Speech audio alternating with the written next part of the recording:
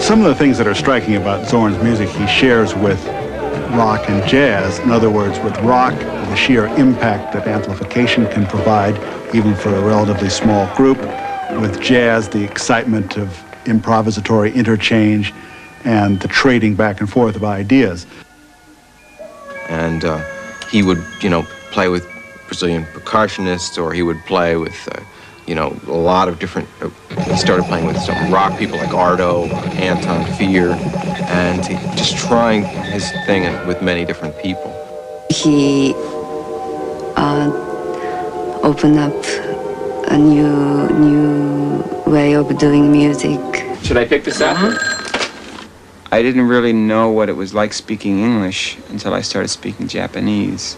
I didn't know what it was like living in New York until I started living in Tokyo.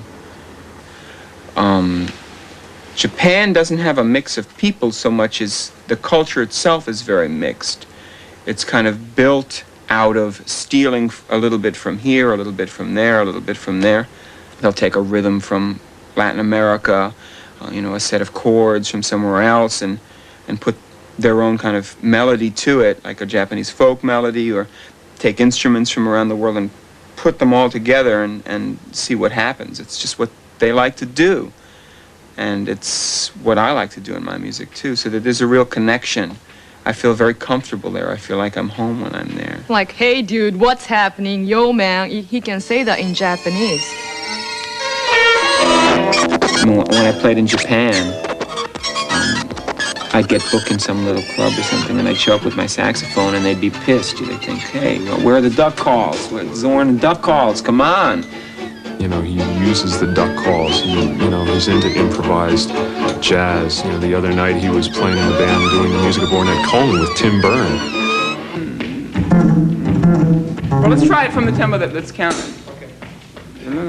Faster than that. I can't play fast. So either can wait. Don't worry about it. Okay. Ornette's music was really inspirational to me from when I first started playing the saxophone. I've been playing his tunes and practicing them at home, for a long time, 15 years. But eventually over the years, I, through different interests, just moved further and further away from that kind of straight ahead, what you might say straight ahead, free bop interpretation of Ornette's stuff towards something that's a little more abrasive, a little more shocking, something that I think is a little more akin to maybe the way people first experienced Ornette back in the late 50s, because it really was a shock. I think there's going to be a lot of people who hear our Ornette project and say the same thing. What the fuck are these guys doing? This is an insult. But we really love Ornette's music, and we feel we're paying tribute to it.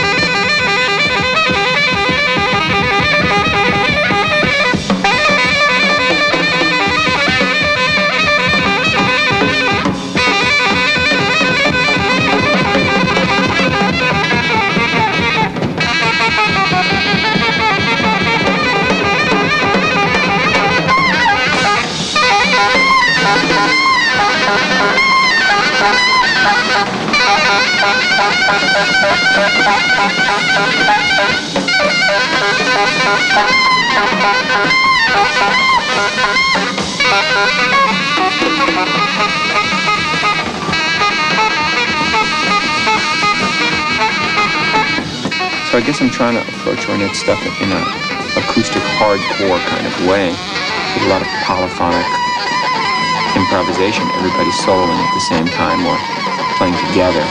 you want to interpret it.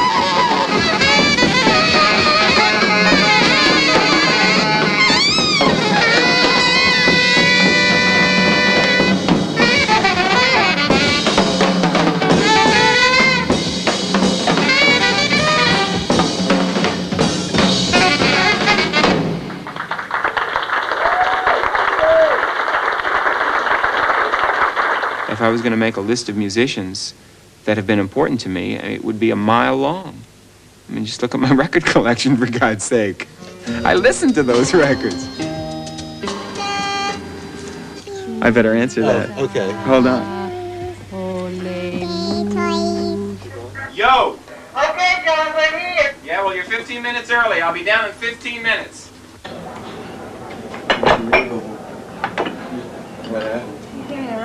Ardo made it.